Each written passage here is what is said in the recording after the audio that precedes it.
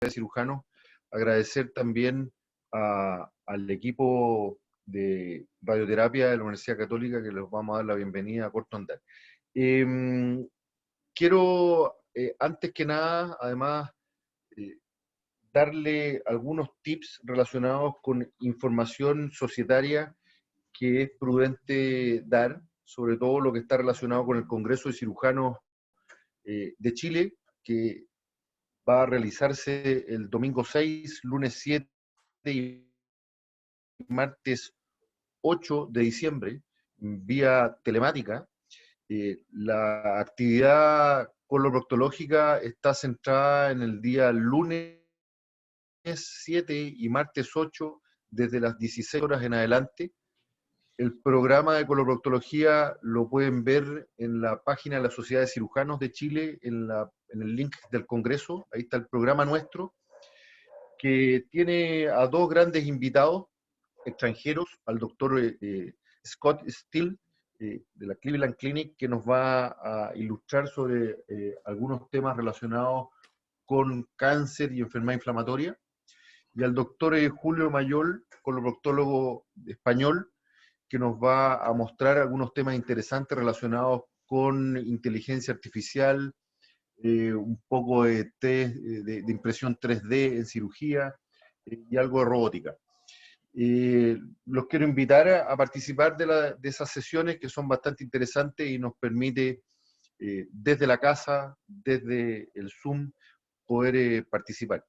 Nosotros como directorio vamos a estar presentes vamos a estar presenciales en el Hyatt, tratando de administrar un poquitito las dificultades que se puedan presentar en esta experiencia que para nosotros es bastante nueva, innovadora y puede crear algunos problemas.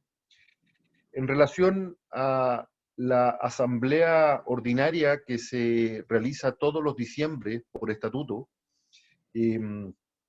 en esa reunión se da la cuenta del presidente y se da la cuenta financiera anual del año en curso, y también se hace la elección del nuevo directorio. Existía alguna necesidad de asesorarnos legalmente, porque las dificultades del escenario pandémico nos creó más dificultades. Este año ha sido difícil, nos creó más dificultades de cómo poder hacerla.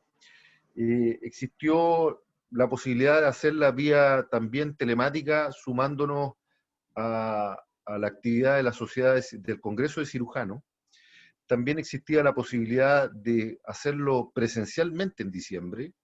Sin embargo, la incertidumbre de lo que puede ocurrir de aquí a 3, 4 semanas, no nos podíamos confirmar la posibilidad de reunirnos presencialmente. Nos asesoramos legalmente y finalmente creamos la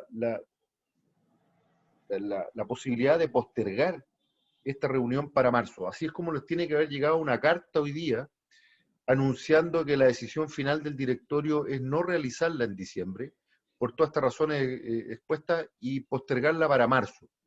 Eso significa la aprobación de cada uno de los socios, y si así se aprueba, probablemente esta asamblea ordinaria se va a realizar en algún día del mes de marzo, y el directorio extender su actividad, sus personas, desde el presidente hasta el último director, mantener su cargo hasta marzo, en que probablemente podamos hacer la votación de nuevo directorio. Se los tenía que contar porque les va a llegar una carta y tenía que explicarles un poco de qué se trataba, porque no ha sido fácil la planificación de esta reunión. El tema de hoy es un tema que nos toca tangencialmente, porque la real terapia de esta patología está en manos de los radioterapeutas. El tema es avances en el tratamiento del cáncer anal. Y así es como les preguntamos al equipo de radioterapia de la Universidad Católica si querían colaborar, y abiertamente se pronunciaron y están aquí administrando la sesión científica del día de hoy. De tal forma que quiero dar la administración de la reunión de hoy en manos de Pablo Muñoz, quien es radioterapeuta del equipo de la Universidad Católica, y presentar a los invitados. Pablo, te doy la palabra. Muchas gracias, Gonzalo, gracias Felipe y gracias al directorio de la Sociedad Chilena de Coloproctología por invitarnos a ser parte de esta reunión, que espero a la vez muy interesante. Esto de, por primera vez me toca conversar sobre este tema con un foro predominantemente compuesto de cirujanos. Creo que va a ser muy interesante compartir experiencias, preguntas, aclarar cosas respecto del mundo de la radioterapia, así que espero que sea una reunión muy interesante donde podamos aprender harto, compartir experiencias y a pasarlo bien al final de un día tan largo. No sé, Gonzalo, si tú me puedes ayudar presentando, Alejandro, nos acompaña Alejandro Barrera. Alejandro Barrera es coloproctólogo, conocido por todos ustedes, quien del punto de vista quirúrgico nos va a entregar su experiencia en el manejo de esta enfermedad. Y primero, para partir esta reunión, vamos a tener a Juan Pablo Canales, que es residente de nuestro programa de radioterapia, perdón. Y lo otro, y finalmente, lo más importante, tenemos con nosotros al doctor Jorge Madrid. El doctor Madrid es oncólogo médico del Centro de Cáncer de la Universidad Católica. El doctor Madrid es una eminencia con mucha experiencia en el manejo oncológico en general y que, por supuesto, con lo poco común que es esta enfermedad, espero que también nos va a aportar mucho con su experiencia y contarnos sobre todo qué nos puede aportar en el contexto del manejo de pacientes metastásicos. Yo creo que con eso, no sé si partimos entonces con nuestra presentación, Juan Pablo. Ya, voy a compartir pantalla. Ahí sí, ¿se ve? Sí, perfecto. Sí. Bueno, buenas tardes. Yo soy Juan Pablo Canales, soy residente de radiooncología y junto al doctor Muñoz preparamos esta presentación, un poco los conceptos generales del cáncer de ano y algunas cosas que se vienen a futuro.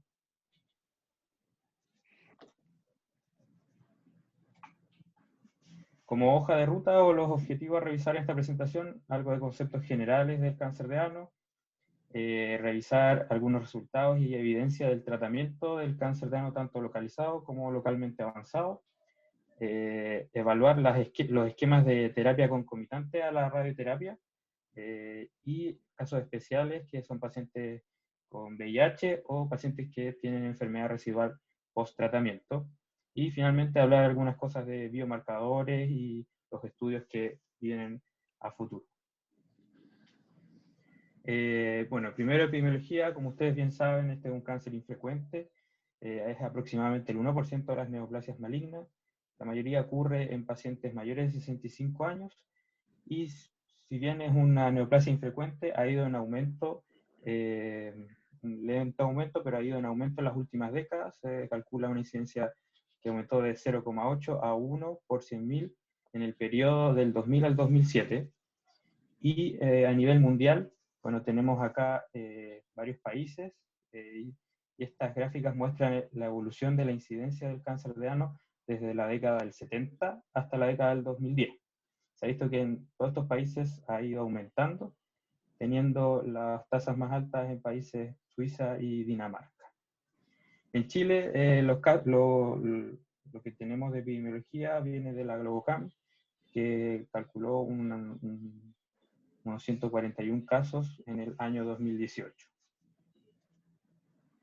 Bueno, factores de riesgo, ustedes bien los conocen, pacientes de sexo femenino tienen mayor riesgo, la edad, mayores de 55 años, aumento de número de parejas sexuales, tabaquismo y cualquier tipo de inmunosupresión, principalmente trasplantados o usuarios crónicos de corticoides o lupus.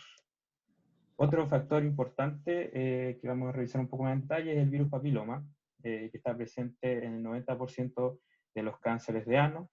Los subtipos que se relacionan a este cáncer son los mismos que se relacionan al cáncer de cuello del útero, siendo el subtipo 16 el más frecuente, que se lleva el 80% de todos los subtipos. ¿Cómo genera esto? Lo vamos a revisar en la próxima diapositiva, pero en el fondo el virus papiloma se integra al genoma de las células epiteliales y a través de sus marcos de lectura abiertos genera proteínas que ayudan a perpetuar el daño. Otro factor importante es el virus de la inmunodeficiencia adquirida, el VIH. Si bien no se asocia aún un rol claro de la causalidad, sí se asocia a mayor prevalencia de esta enfermedad. Se ha postulado que permite la persistencia del virus papiloma, y un concepto que pareciera llamar la atención es que con el ingreso de la triterapia, o sea, la terapia antirretroviral, han ido disminuyendo algunas neoplasias como el sarcoma Kaposi y el linfoma de Hodgkin. Sin embargo, el cáncer de ano ha ido en aumento. Esto puede estar explicado un poco porque la terapia antirretroviral ha permitido a los pacientes vivir más tiempo, lo cual genera o les da más tiempo para pasar de una displasia a una neoplasia. Este estudio es interesante que evalúa los factores de riesgo y ve cuál sería el grupo que tiene mayor incidencia de cáncer de ano. Un estudio de la IARC, en el fondo los pacientes de sexo masculino que tienen sexo con otros hombres y tienen VIH y son mayores de 60 años, son los pacientes que tienen la mayor incidencia de cáncer de ano, siendo de más de 100 por 100.000. Otro grupo importante a destacar son las mujeres que tienen alguna neoplasia ginecológica relacionada al virus papiloma, principalmente cáncer de vulva, más que el cáncer de cuello del útero. Y otro grupo que no es VIH, que no tiene VIH, son los pacientes con inmunosupresión, principalmente lupus, usuarios crónicos, colitis ulcerosa, que tienen esta inmunosupresión por más de 10 años y son de sexo femenino. Ellas tienen una incidencia de cáncer de ano de 50 por 100.000. Bueno, un poco a la anatomía, ustedes bien saben, la región anal se conforma del canal anal y de la área perianal o la piel perianal. Destacar que la zona de transición en el canal anal cambia el epitelio cilíndrico por un epitelio estratificado. Áreas de interés que son más bien para el tratamiento o de forma de diseminación, es las fosas isquiorectales que están aquí en estas imágenes de la derecha, que frecuentemente se invade localmente hacia esa zona, y el drenaje es principalmente por las cadenas inguinales. Un poco la fisiopatología de esta neoplasia es principalmente por el virus papiloma. El virus papiloma logra integrarse en el genoma de las células epiteliales y transcribe proteínas, que es la E16 y la E7, que es la E6 se une al P53, lo manda a degradación, por lo tanto se pierde esa proteína supresora de tumor. Y lo mismo ocurre con la unión al retinoblastoma, que lo inactiva, lo cual permite empezar a acumular daños desde una displasia de bajo grado a una displasia de alto grado, y pasando más el tiempo se desarrolla este cáncer invasor. Patología, lo más frecuente, el carcinoma escamoso, el 80% de los casos. Luego viene el adenocarcinoma, el 15%, y los otros tumores que es el canal anal, el melanoma anal, tumores neuroendocrinos o algunos tipos de linfomas. Algunas palabras sobre la prevención de esta neoplasia. Ya hay estudios que muestran que la vacuna del virus papiloma ha reducido el número de lesiones premalignas de bajo y de alto grado en poblaciones de riesgo. Y el tamizaje se ha planteado hacer algo similar al Papa Nicolau, un hisopado anal, una citología en el fondo. Sin embargo, la evidencia actual no recomienda implementar aún estos programas de screening. Y dado que este estudio muestra la sensibilidad y especificidad del hisopado anal para diferenciar entre neoplasias de bajo y de alto grado, teniendo una sensibilidad de un 80%, bastante buena, pero una especificidad bastante baja de un 40% aproximadamente. La evaluación inicial, ustedes saben mejor que nosotros, en el fondo el paciente se presenta con un dolor anal, o un prurito, o un sangrado, descarga, alguna incontinencia anal, y es frecuente encontrar varias patologías como concomitantes con el tumor, enfermedad de Paget, leucoplaquias, hemorroides, fisuras o fístulas.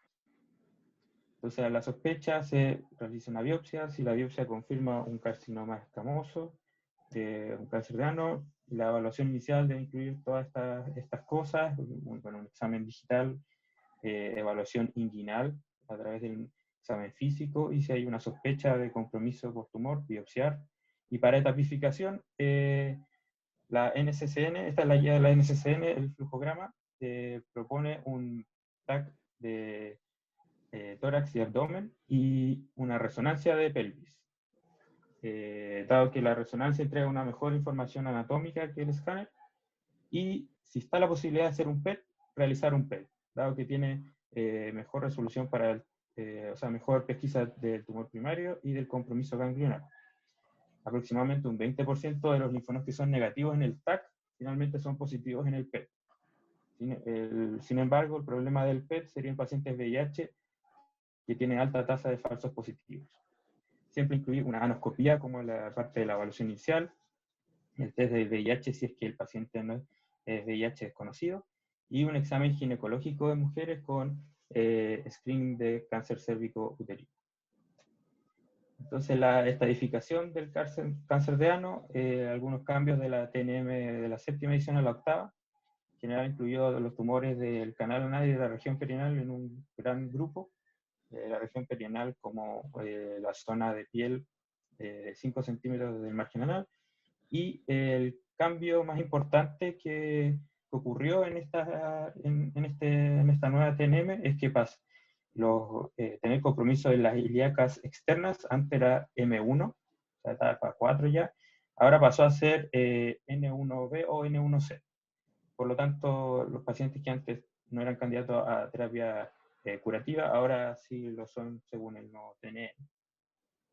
Algunos resultados oncológicos del cáncer de ano: en globo, la etapa 1, que está en amarilla, tiene una sobrevida mayor al 80% a 5 años, la etapa 2 a 3, los localmente avanzados en el fondo, una sobrevida promedio que bordea el 60% a 5 años, y la etapa 4 tiene un muy mal pronóstico, teniendo una sobrevida promedio de 12 meses. Otro concepto importante que muestra este gráfico de la mano derecha arriba, muestra la cantidad de linfonodos de pacientes que se debutaban con ganglios positivos en los estudios desde la década del 70 hasta la década de ahora del 2012, creo que son los últimos. Y en la década del 70 aproximadamente el 15% de los pacientes debutaba con ganglios positivos, un bajo porcentaje. Sin embargo, ahora, por los nuevos métodos que tenemos para detectar esto, ha aumentado hasta un 35%. O sea, ha ido aumentando los pacientes con ganglios positivos o localmente avanzados. Y los pacientes que tienen ganglios positivos, también este mismo estudio evaluó que tenían una peor sobrevida a 5 años, hasta un 20% menos de sobrevida los pacientes si tenían un ganglio positivo, evidenciando que el tener un ganglio es un importante factor pronóstico. Ahora hablar un poco del tratamiento. Primero, la guía de la NCCN del 2018 divide el tratamiento del cáncer de la región perianal y del canal anal. Y el cáncer de la región perianal, como pueden ver en este gráfico acá, lo más arriba en el fondo, plantea que los pacientes que son con tumores pequeños, T1, sin compromiso ganglionar, bien diferenciados, son candidatos a un manejo conservador con una excisión local, con un margen de seguridad de 5 a 10 milímetros y con buenos resultados oncológicos, como evidencia la serie de Manchester, que muestra una sobrevida libre de enfermedad a 3 años de mayor del 80%. Y como más o menos un tercio de los pacientes va a requerir algún tipo de tratamiento posterior a la excisión local, radioterapia o radioquimioterapia.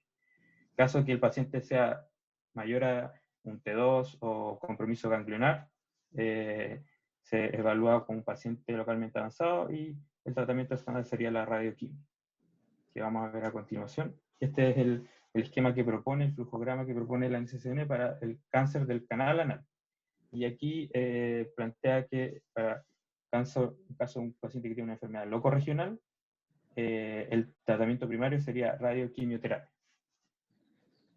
Entonces, ahora algunos conceptos de la radioquimioterapia. Esto viene desde la década del 70 con los estudios de Nigro, que planteó que la terapia multimodal tiene buenos resultados, permite la preservación de esfínter, y de ahí empezó a evolucionar el tratamiento hasta lo que tenemos hoy día. Entre tanto, se hizo la pregunta si era necesario agregarle quimioterapia a este tratamiento. Un estudio importante que evaluó esto fue el ACT-1, que comparó un grupo con radioterapia sola versus radioterapia más quimioterapia concomitante, basado en 5-FU y mitomicina C. La radioterapia era un esquema de 45 Gray y después un boost de hasta 60 Gray en caso de pacientes que tenían buena respuesta. Y lo que mostró este estudio a 12 años, que el grupo que tenía radioquimio tenía mejores resultados en el control local, tenía mejor sobrevida libre de colostomía y menor muerte por cáncer de ano. Sin embargo, la sobrevida global era la misma, no había diferencia. Otro estudio que evaluó más o menos lo mismo es el estudio de la EORTC, también el mismo esquema de tratamiento, y con radioquimio había mejor control local, mejor sobrevida libre de colostomía y mejor sobrevida libre de progresión, sin diferencias en sobrevida global. A partir de estos estudios quedó como estándar de tratamiento el esquema de radioterapia con quimioterapia concomitante. La pregunta que se hizo posterior es ¿qué esquemas de quimioterapia son los mejores? Primero se evaluó el rol de la mitomicina C, este es el estudio de la RTOG 8704, que evaluó si agregar mitomicina C al esquema de 5-FU tenía algún beneficio.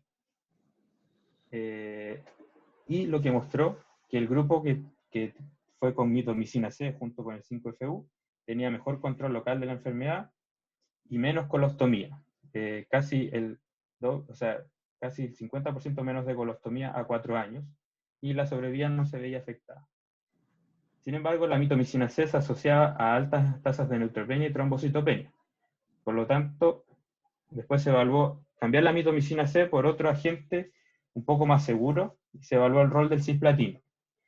Este estudio de la RTOG 9811 en el fondo evaluó si cambiar el esquema de la mitomicina C por cisplatino y además dar una quimioterapia de inducción con 5-FU y cisplatino. Y lo que vio este estudio, que la primera publicación mostró menos colostomía en el grupo con la mitomicina C, y a seguimiento a 5 años se veía mejor sobrevida en el grupo con mitomicina C versus el grupo que tenía platino. Este estudio fue cuestionado en el fondo porque ocupó un esquema de inducción y no comparó directamente los dos esquemas de quimioterapia.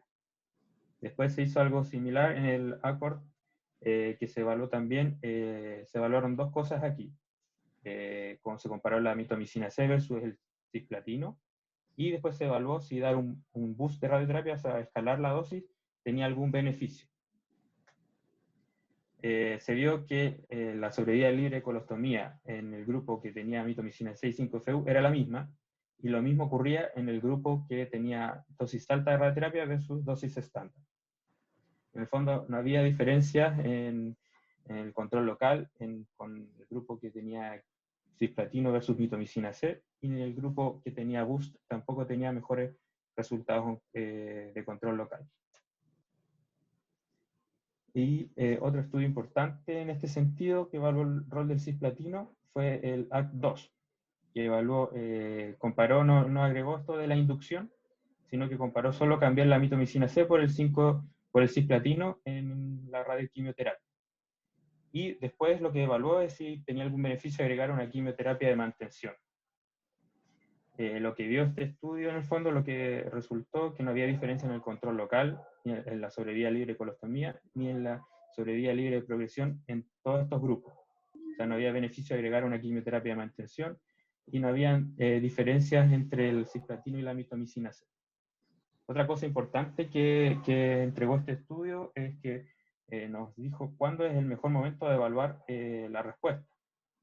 Este estudio, el ACT-2, evaluó la respuesta a la semana 11 post-radioquimio, a la semana 18 y a la semana 26.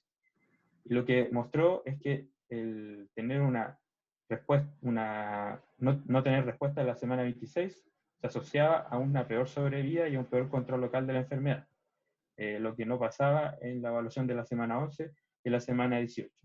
Entonces de ahí quedó como un estándar evaluar la respuesta tumoral a la semana 26. Otra quimioterapia que se ha tratado de evaluar y que ha tenido estudios más bien retrospectivos ha sido la capecitabina, un poco homologando lo que sabemos del cáncer de recto y la comodidad de usar capecitabina, dado que es una quimioterapia oral y es menos tóxica que el 5FU, una infusión continua. Son principalmente bases de datos del Reino Unido y de Stanford, las cuales no han mostrado diferencias en sobrevida ni sobrevida libre de enfermedad entre los esquemas de 5FU versus capecitabina, como la terapia concomitante, en una sobrevida 3 años que bordea el 80%. Algo a relevar, a destacar, es que la capecitabina en todos los estudios ha tenido mejor tolerancia, nunca ha sido peor la toxicidad con la capecitabina, incluso en varios estudios ha sido mejor la tolerancia hematológica con la capecitabina. Bueno, ahora hablar un poco de algunos predictores o algunos patrones de falla y unos biomarcadores que podrían ser útiles en la clínica. Como predictores de colostomía post-tratamiento, que es un outcome que nos importa harto, que se ha evaluado que más o menos el 26% de los pacientes va a tener una colostomía a los 5 años. Y este estudio evaluó qué se asocia a tener una colostomía. Y se vio que el tumor mayor de 4 o 6 centímetros se asocia a mayor riesgo de colostomía y el haber tenido una excisión local previa a la radioterapia. Patrones de recurrencia en la era de IMRT o una radioterapia más avanzada, se ha visto que la falla principalmente es locorregional. Un 80% de las fallas ocurren de forma locorregional. La principal falla ocurre de forma local en el sitio primario, un 83%, y aproximadamente un 10% falla pelviana. Aproximadamente un 40% de los pacientes que tienen falla tienen además falla a distancia. El principal sitio de falla es el pulmón, luego el hígado y luego los ganglios retroperitoneos. Algunos biomarcadores que se han evaluado, el P16 principalmente, y la infiltración linfocitaria del tumor.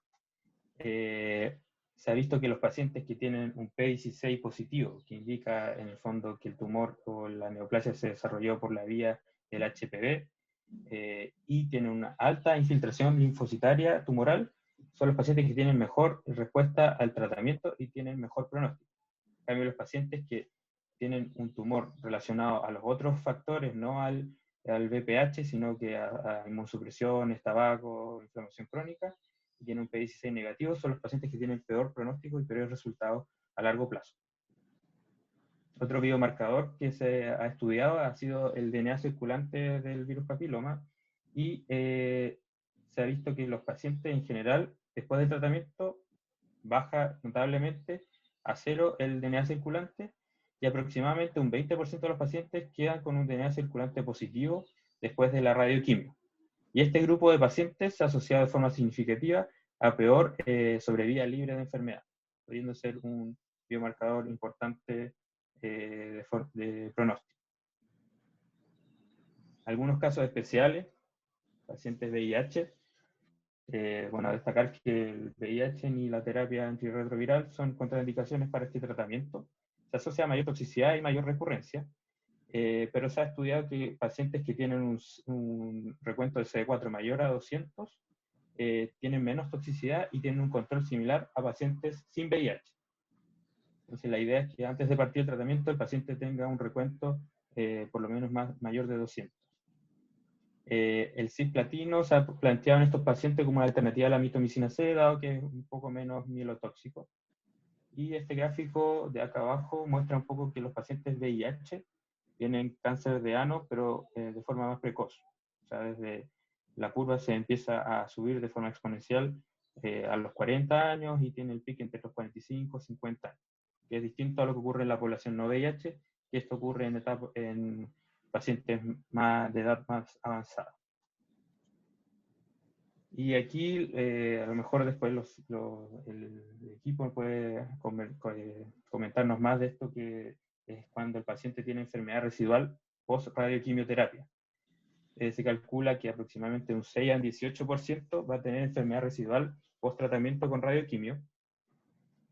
Una vez que se confirma que el paciente tiene enfermedad residual a la semana 26, siempre hay que descartar que no tenga compromiso metastásico. con algún examen, un TAC-TAP o un PET.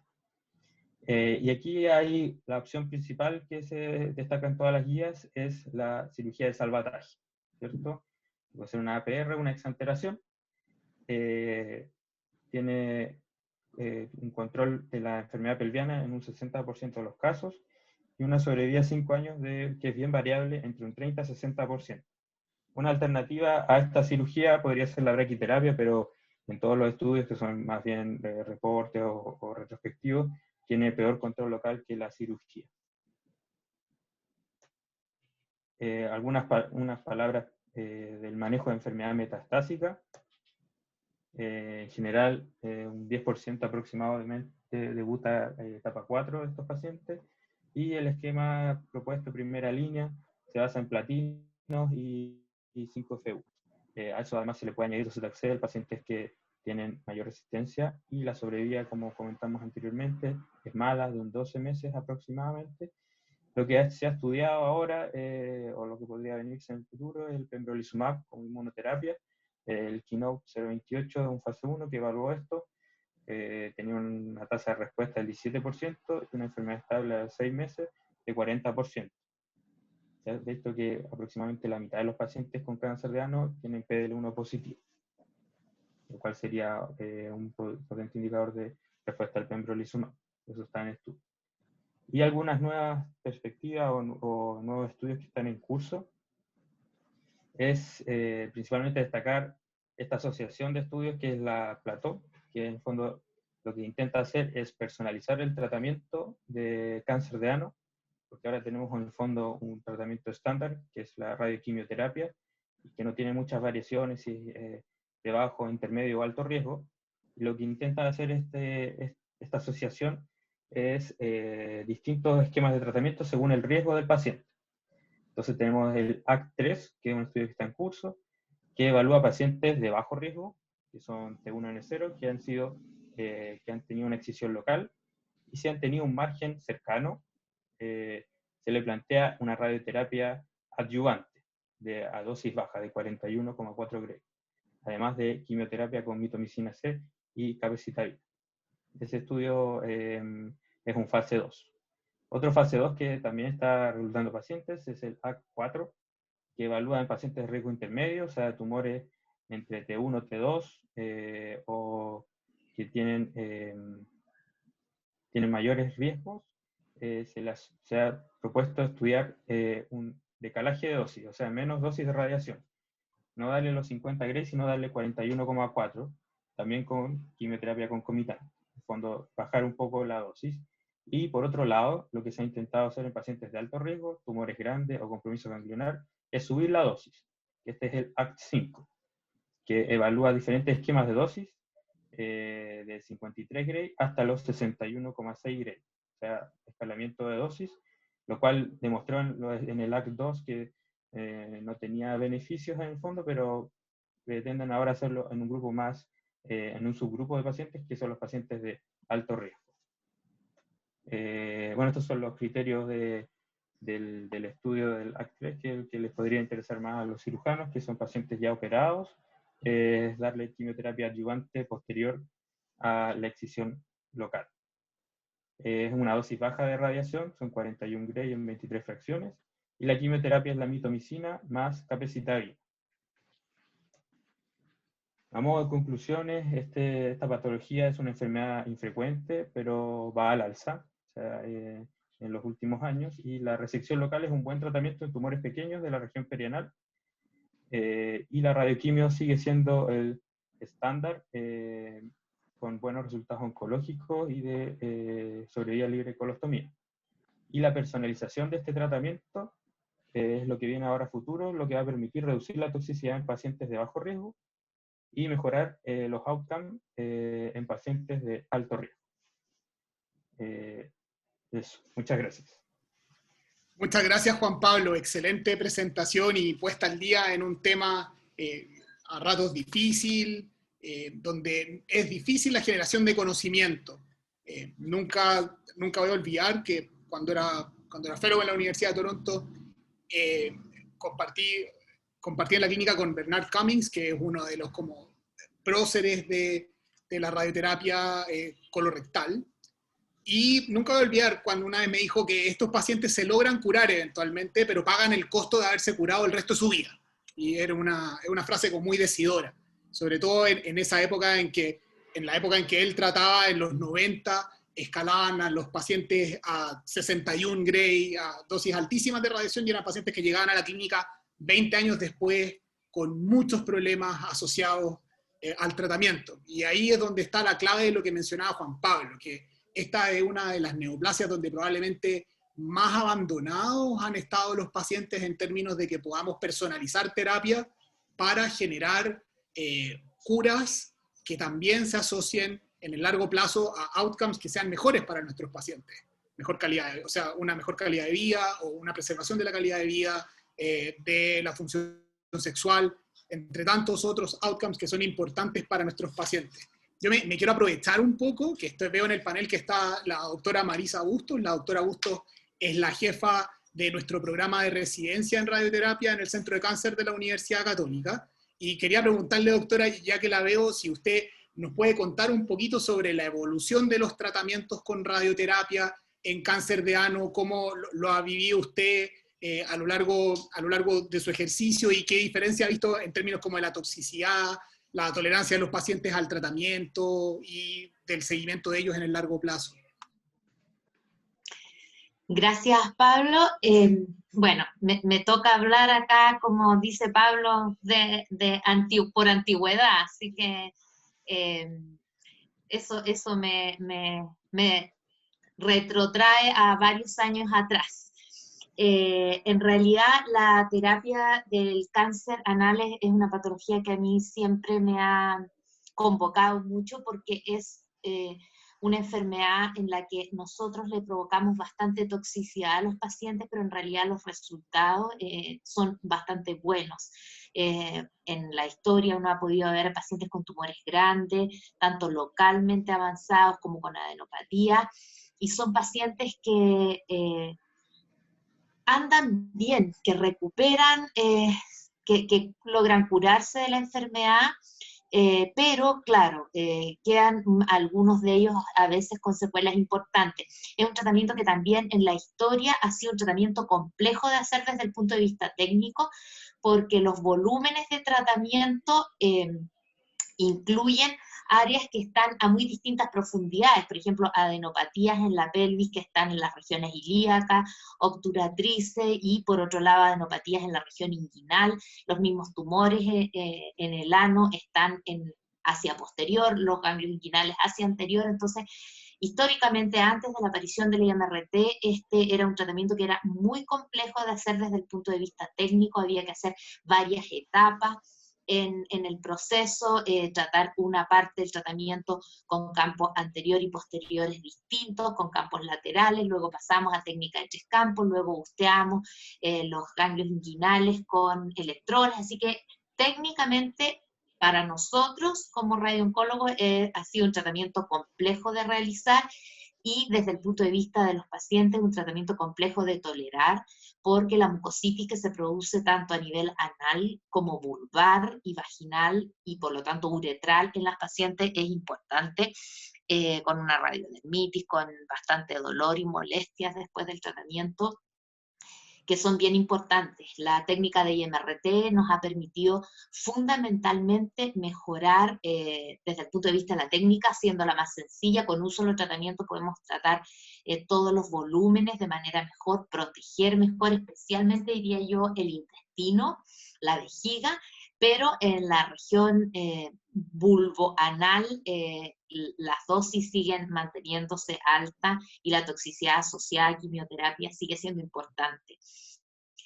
Yo creo que probablemente la peor combinación, además de hacer radioquimioterapia, es cuando tenemos pacientes que han tenido previamente resecciones anales, porque a eso agregarle después tratamientos a dosis completa hace que la funcionalidad de los esfínteres en el ano sea mala. Así que para mí es una enfermedad que es muy molesta para los pacientes en cuanto al tratamiento, pero es muy agradecida en cuanto a los resultados. Así que yo siempre soy entusiasta y les he enseñado siempre a nuestros residentes que peleen los cánceres de ano. Yo he tenido pacientes fistulizados a la vagina con tumores enormes, adenopatía enorme, y los pacientes salen adelante. Así que es una enfermedad por la que yo siempre me la lucho y la peleo hasta el final, porque habitualmente los resultados son muy buenos. Así que es dura, pero anda bien. No sé, Pablo, si con eso ayuda a contestar lo que me pregunta.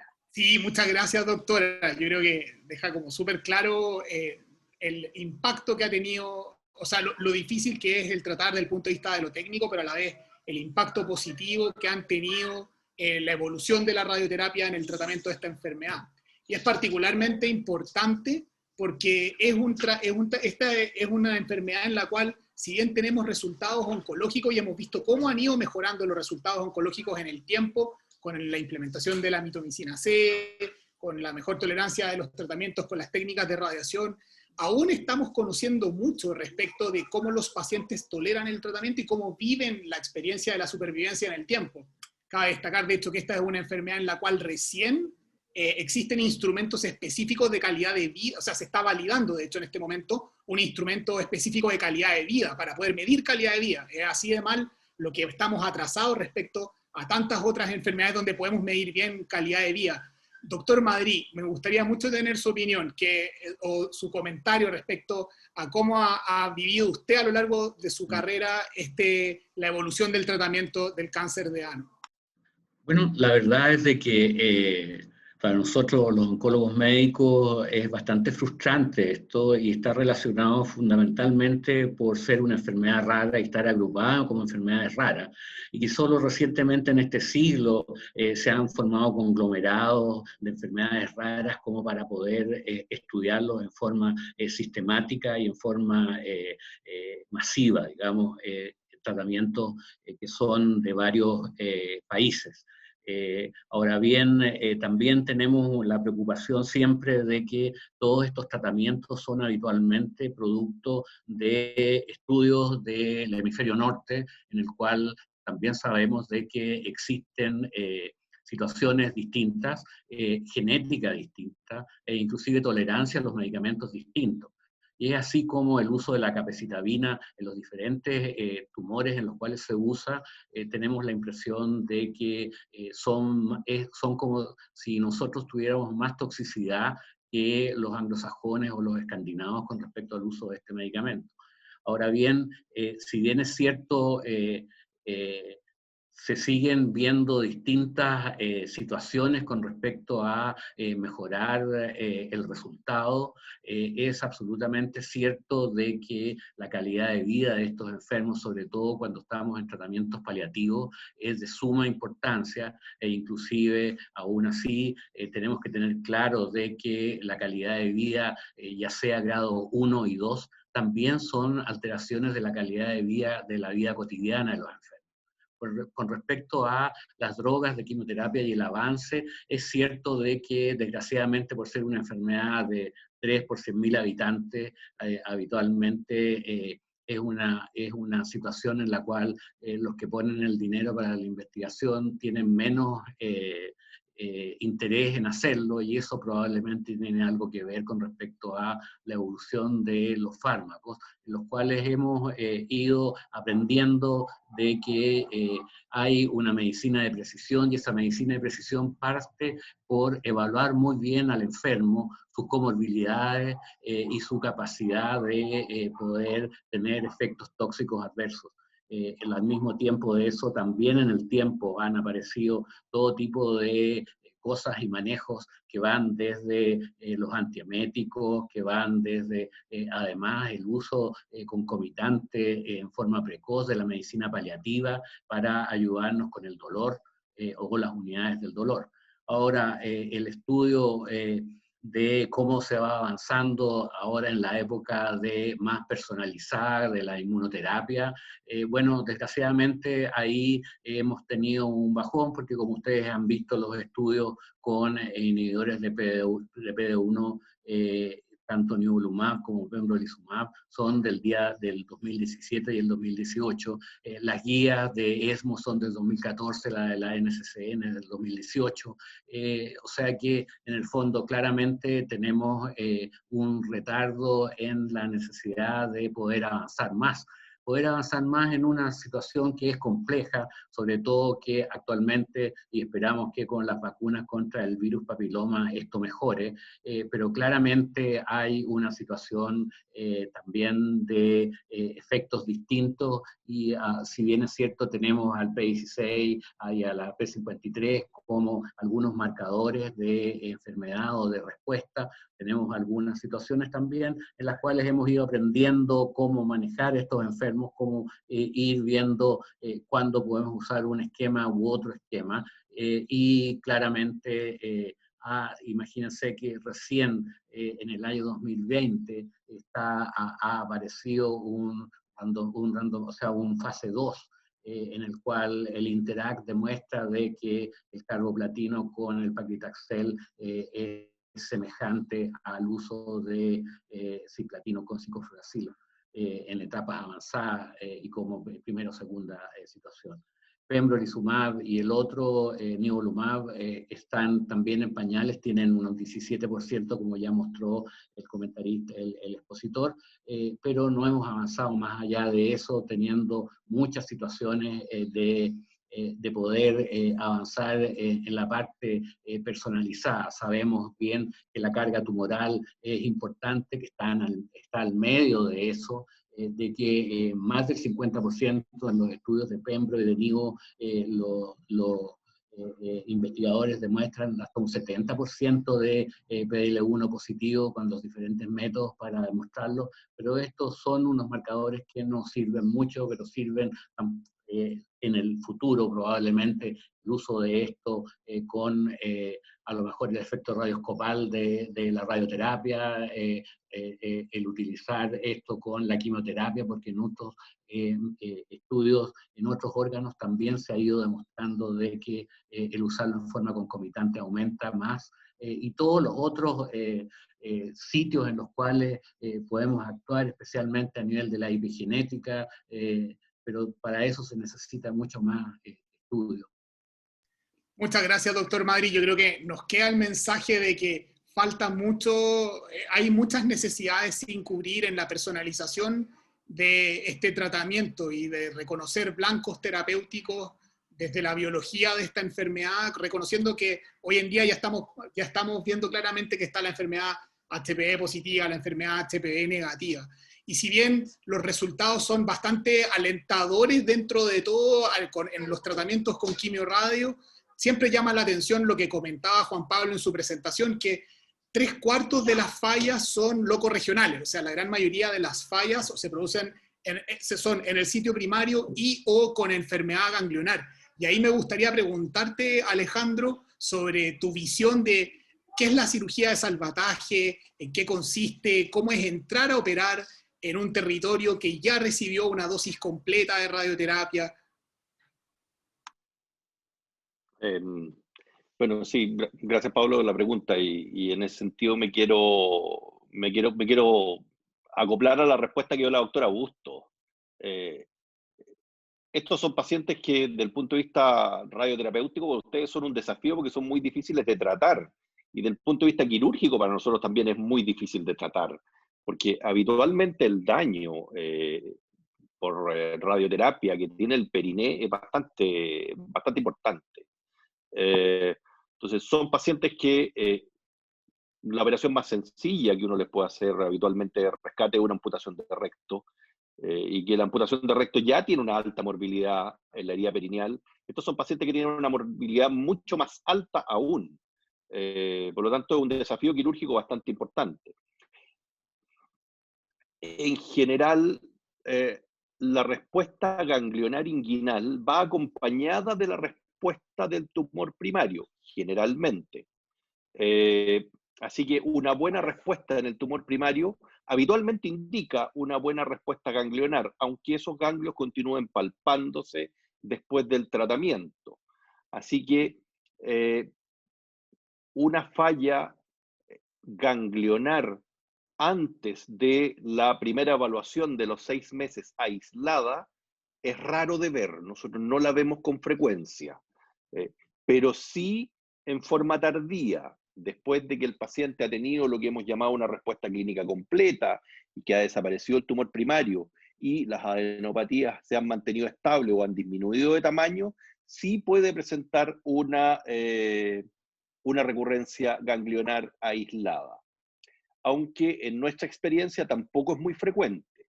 La recurrencia ganglionar o regional aislada fuera del tumor primario que vemos son más bien ganglios pélvicos y del territorio de las ilíacas y hacia el territorio de la mesentérica inferior. Así que desde el punto de vista quirúrgico, cuando tenemos que hacer una cirugía de rescate, esos serían los elementos que nosotros debiéramos considerar.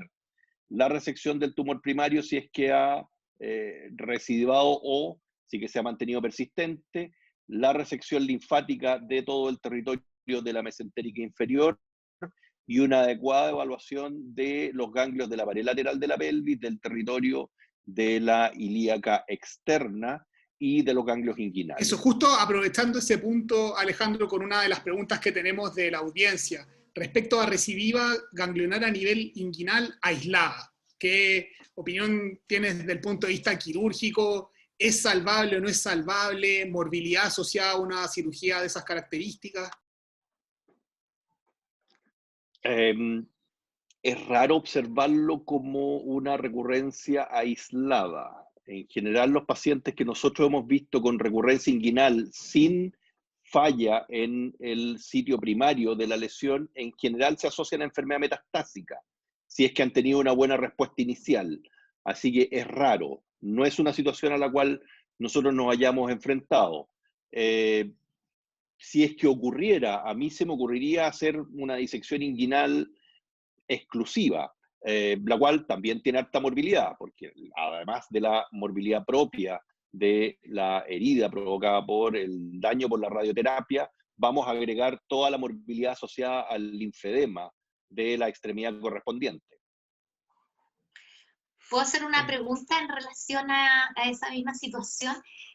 No sé quién, no conozco quién hizo la pregunta, pero esta recidiva inguinal se da en una región inguinal que estuvo inicialmente comprometida y que se trató con full dosis de radiación, con boost a esa adenopatía, o en una región inguinal que era inicialmente negativa y que se hizo positiva al momento solo de la recidiva. No sé si quien hizo la pregunta tiene esa información.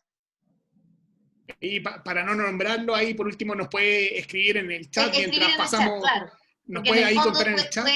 Puede que sea un poco distinto desde el punto de vista nuestro también, si es que recibió una dosis alta, 54, claro, por ejemplo, etcétera, y hace cuánto tiempo fue el tratamiento inicial. Eventualmente podríamos tener alguna posibilidad de rescate con electrones, no sé, con una técnica más localizada, si es que no recibió dosis muy altas, cuánto tiempo.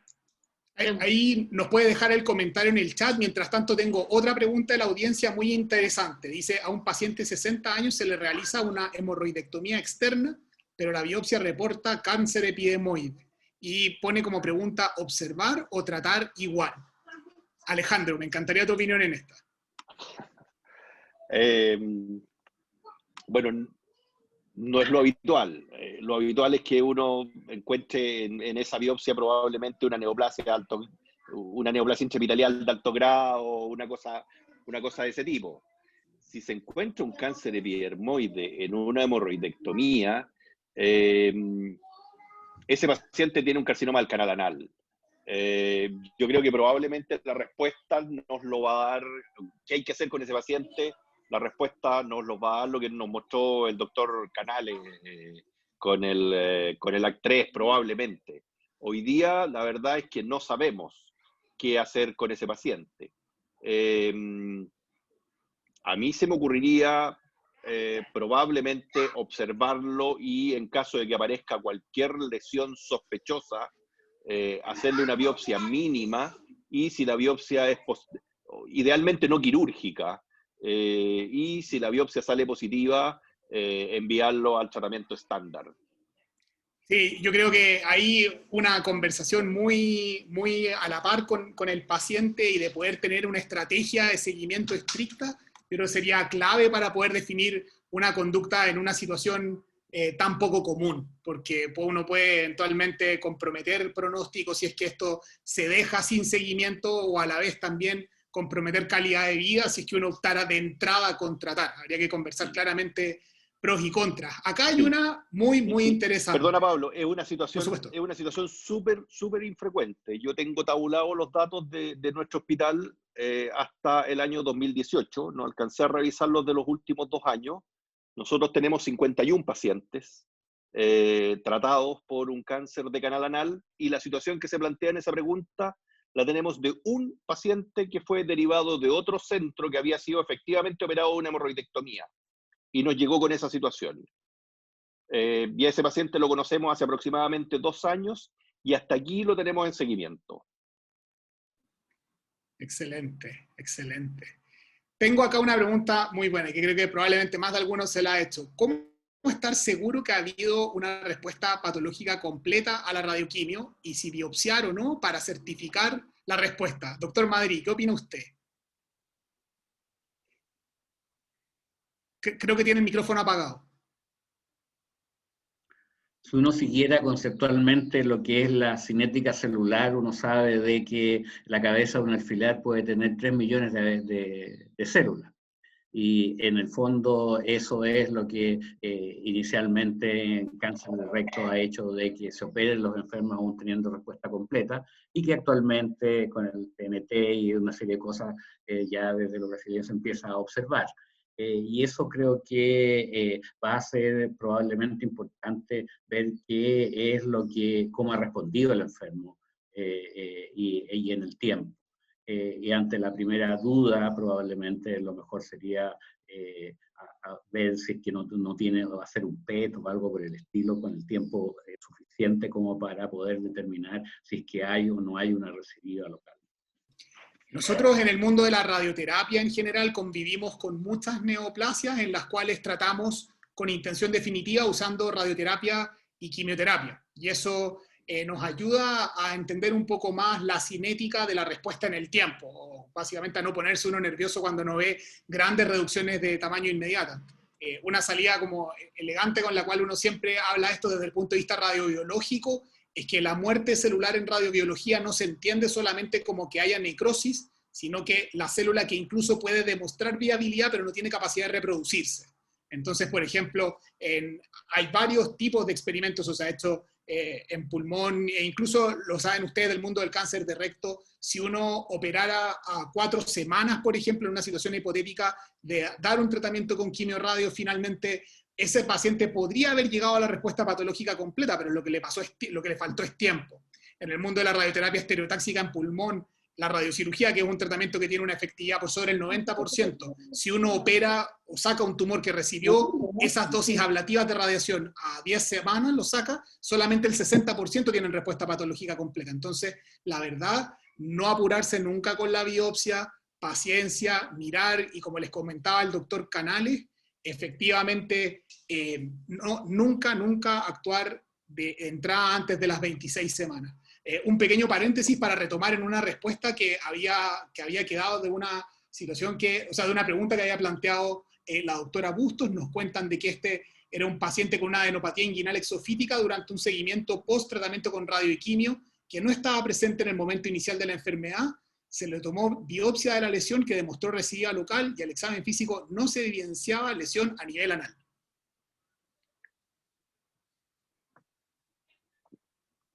Por eso es importante lo que yo señalé, que yo creo que ese paciente probablemente tiene falla de distancia. O sea, ese paciente es importante, además de la evaluación de la adenopatía inguinal, hacerle un buen escáner y eventualmente un buen PET.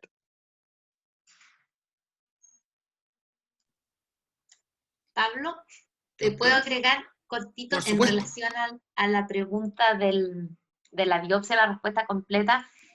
Mi idea siempre es no tratar de biopsiar, o sea, no biopsiar las respuestas completas, solo las sospechas de recidiva.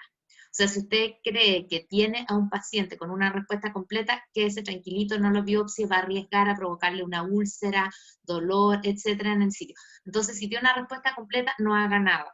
No se preocupe de biopsiar la respuesta completa. Solo preocúpese de biopsiar cuando usted cree que tiene una residual. Excelente. Ese es probablemente el mensaje más importante que uno hay que llevarse de la casa respecto al tema. Ahora, absolutamente de acuerdo con la doctora Bustos. Totalmente de acuerdo. Haciendo un poco un giro respecto del tema que estamos hablando de la biopsia, acá también preguntan, considerando la morbilidad del cierre del periné luego de la cirugía de rescate, ¿se debe realizar un cierre siempre con colgajos? En estos pacientes es el ideal, digamos, o sea, llevar algún tejido que no esté irradiado para reparar esa zona. La verdad es que ahí va a depender fundamentalmente de si contamos con cirujano plástico o no contamos con cirujano plástico. En el hospital en general no hemos contado, en el San Borja no hemos contado con cirujano plástico para hacer esta rotación de colgajos en el último tiempo, y lo hemos subsanado utilizando un back de superficie en los pacientes que se le hace una amputación de recto, independiente de si es por cáncer del canal anal o por cáncer de recto. No tenemos los resultados tabulados, pero nuestra impresión es que disminuye la morbilidad de la herida perineal. Excelente. Acá también nos preguntan los tumores tipo melanoma o Buschke-Lowenstein, como si podemos hacer un poco de comentario respecto a melanoma del canal anal. Doctor Madrid. Doctor, perdón, el micrófono. Ahí está. Si es local o diseminado, obviamente. Claro. En general, los melanomas mucosos son bastante más malos que los melanomas de piel, en general, dependiendo del tamaño de este tumor, muchas veces lo que primero se intenta hacer es radioterapia, ¿ya? Si es que se puede resecar, se reseca.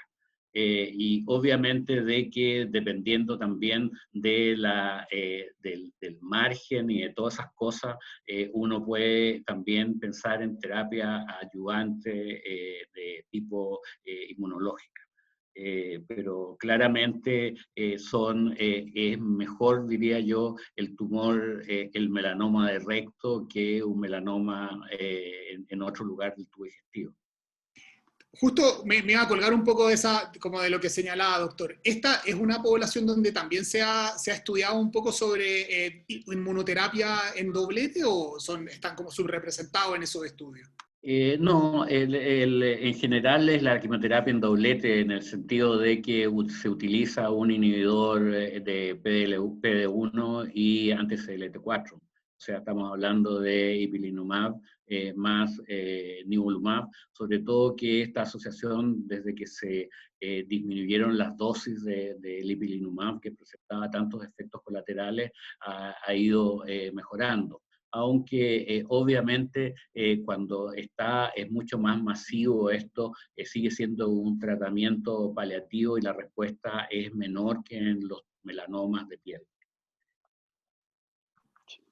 Excelente. Me preguntan acá sobre tumores de Buschke-Lowenstein. Si un tumor de Buschke-Lowenstein infiltra el esfínter anal en la resonancia, ¿cuál sería la conducta a seguir o el enfrentamiento a eso?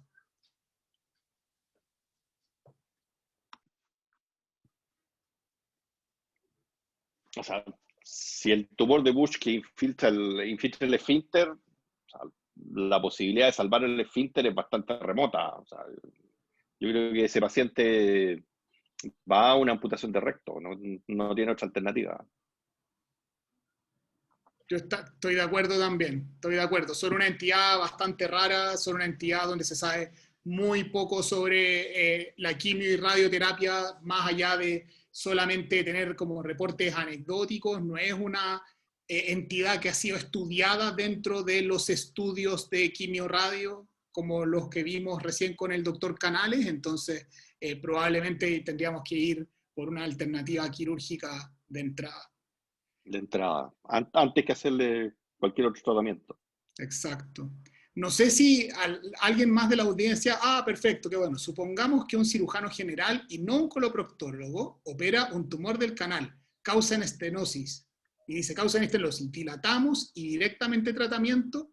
Esa última parte probablemente no la entendí muy bien de la pregunta, pero probablemente se refiere a que hubo una estenosis después de una cirugía de un tumor del canal anal hecha por un, y acá hacen harto énfasis, hecha por un cirujano general y no por un coloproctólogo.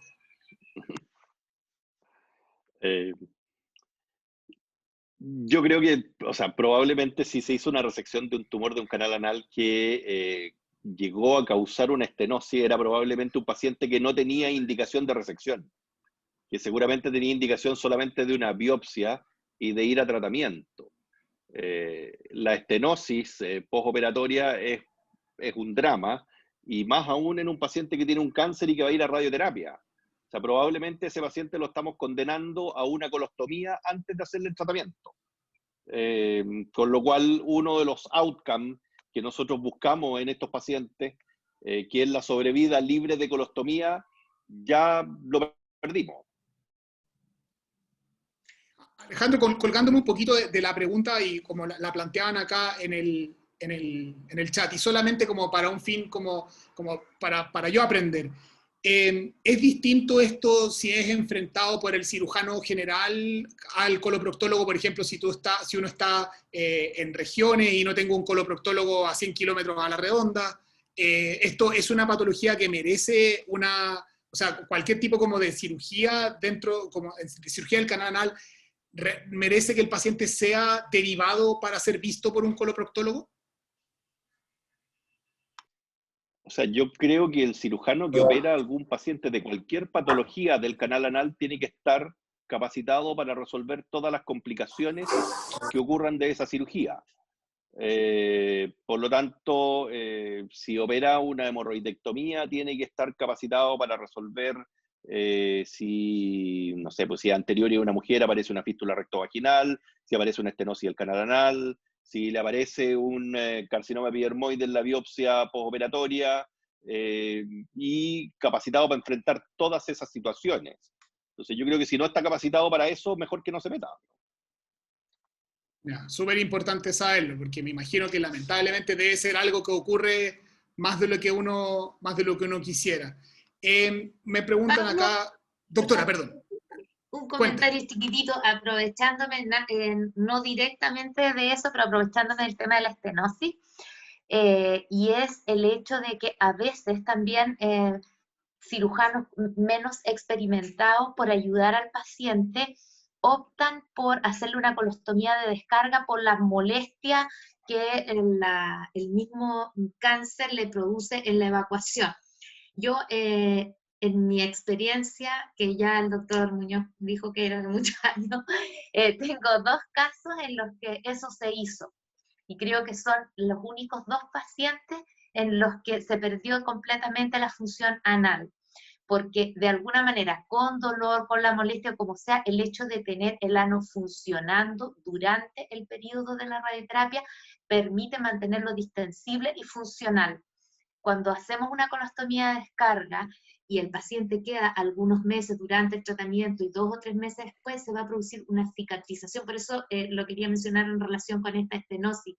Con la cirugía, o sea, con la radioterapia, perdón, completa. Entonces, tratar de reunir, digamos, de sacar la colostomía, después va a ser imposible, porque ese ano va a quedar absolutamente estenosado. Entonces, como mensaje, otro take to home, digamos, es tratar de nunca hacer una colostomía de descarga en un paciente del cáncer de ano. Hoy día tenemos cómo ayudarlo, apoyarlo con sus síntomas, etcétera, pero para preservar la función del ano. Esto nos pasa a nosotros en otras localizaciones también, en esófago, por ejemplo, en cánceres de cabeza y cuello, etcétera.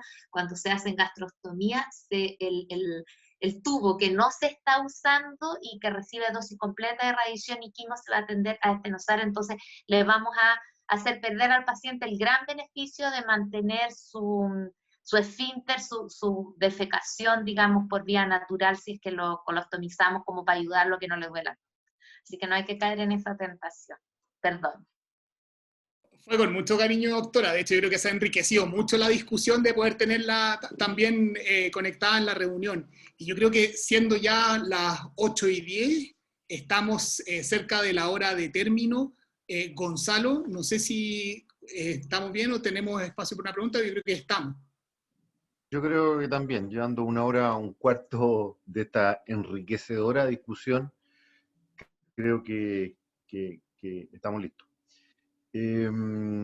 Chuta, no me queda más que agradecer a todos los participantes de esta exquisita presentación, al equipo de radioterapia y quimioterapia de la Universidad Católica, que no siendo coloproctólogos tienen un rol relevante en esta patología, y cada vez que comentamos estos avances nos llega información nueva que nos permite poder tratar de mejor forma a todos nuestros pacientes. Así que les agradezco a todos ustedes. Quiero terminar invitándolos a participar del Congreso de Cirujanos, que como ya les dije, nuestra competencia está en el día lunes y el día martes, el día lunes 7 y martes 8, desde las 16 horas en adelante. El programa está expuesto, lo pueden rescatar de la página de la Sociedad de Cirujanos de Chile, y no me queda más que despedirlos. Les agradezco una vez más. Un abrazo a todos. Cuídense, que se viene la segunda ola. Chao, gracias. Muchas Chao. gracias por la Muchas invitación. Muchas gracias por la invitación. Chao. Gracias a ustedes.